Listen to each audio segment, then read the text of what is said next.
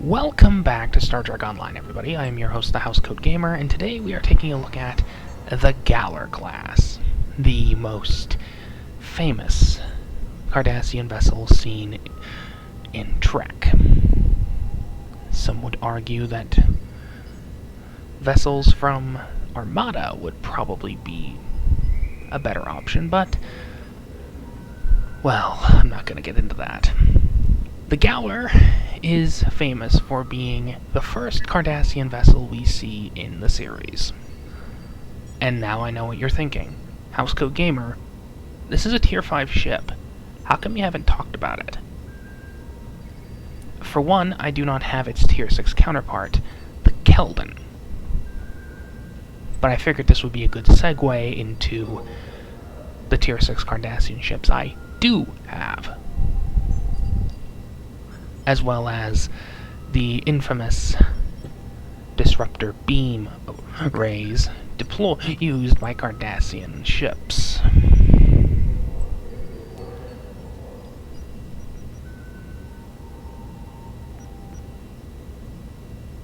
Right, I completely forgot about this one.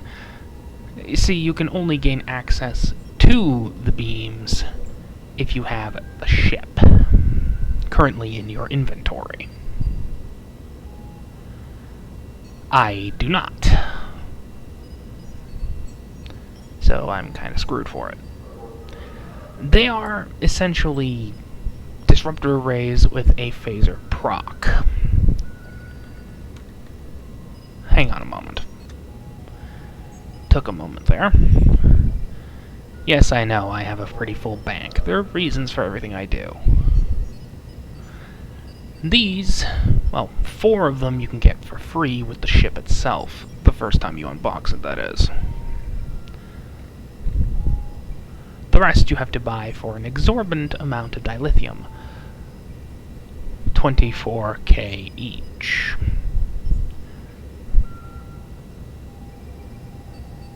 With a 15% discount, that doesn't mean much, so yeah, they're not worth it.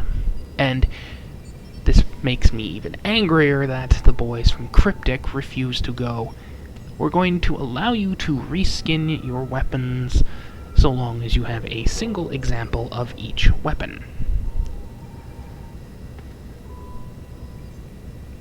I would be even happier if they restricted it to weapon type as well. For example, you can only use a spinal wave disruptor if it's a disruptor.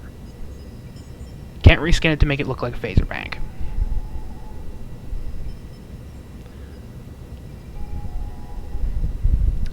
I'd kinda like that to be possible. It would make everything so much more viable. But that's about as likely as a gibble latching onto my head, so there we go.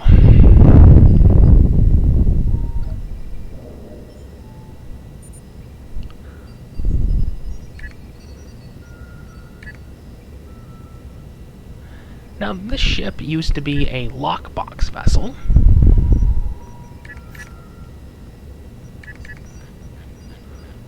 Yeah, so many ships I skipped over for good reason.